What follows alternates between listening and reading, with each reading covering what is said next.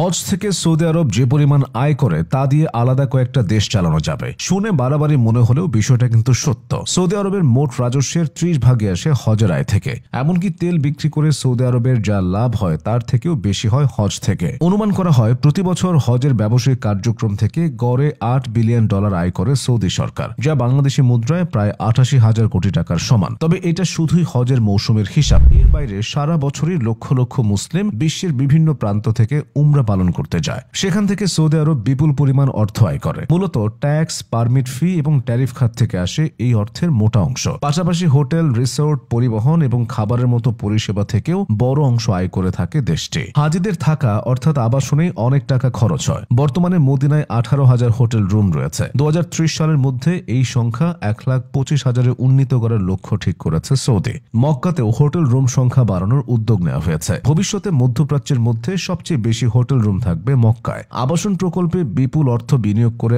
আয় করার নতুন নতুন পদ্ধতি বের করছে দেশটি। হজ থেকে আয়ের আরেকটি গুরুত্বপূর্ণ মাধ্যম হল পরিবহন। রিয়েল এস্টেট ব্যবসার মতোই সৌদি আরবের পরিবহন ব্যবস্থা দিনকে দিন উন্নত হচ্ছে। এতে পর্যটন আকর্ষণ যেমন বাড়ছে, তেমনি হাজিদের অভ্যন্তরীণ যাত্রাও সহজ হয়েছে। বিশেষ করে Haramain high speed railway, Mecca metro এবং জেদ্দা মক্কা এক্সপ্রেসওয়ের মতো প্রজেক্টগুলো হজের গতি সুগম করেছে। আর এখান থেকে সৌদি সরকারও ভীষণ লাভবান হচ্ছে। উপার্জিত হচ্ছে কারিগরি টাকা। হজ থেকে সৌদি আয়ের আরেকটি প্রধান উৎস হল ভিসা ও প্রশাসনিক ফি। হজ পালনের জন্য প্রত্যেক দেশের মুসলিমদের ভিসা ও অন্যান্য প্রশাসনিক ফি প্রদান করতে হয়, যা সৌদি সরকারের রাজস্বে অবদান রাখে। এছাড়া বার্ষিক হজযাত্রা সৌদির ছোট ছোট ব্যবসার জন্য আয়ের অন্যতম উৎস।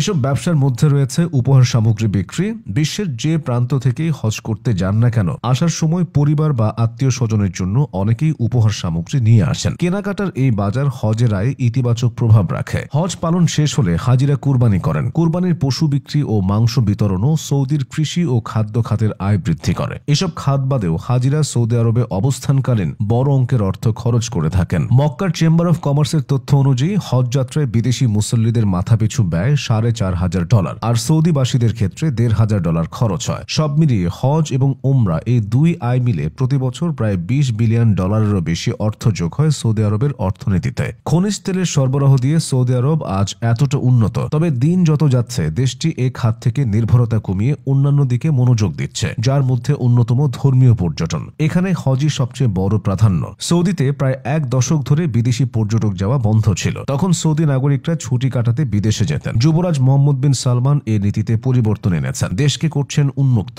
বর্তমানে পরিবার নিয়ে সৌদি আরবে ভ্রমণের জন্য উৎসাহিত করা হচ্ছে। দেশটির দর্শনীয় স্থানগুলো পর্যটন বান্ধব করার প্রকল্প নেওয়া হচ্ছে। ব্যবস্থা করা হচ্ছে পরিবহনের যাবতীয় সুযোগ সুবিধার। বর্তমানে হজে যে প্রযুক্তি যোগ করা হয়েছে তা অনেক উন্নত দেশেও দেখা যায় না। এতে হজের পুরো প্রক্রিয়া সহজ হচ্ছে, বেশি বেশি মানুষ আসছে, আর এভাবে সৌদি আরবের অর্থনীতি দিনকে দিন সমৃদ্ধ হচ্ছে।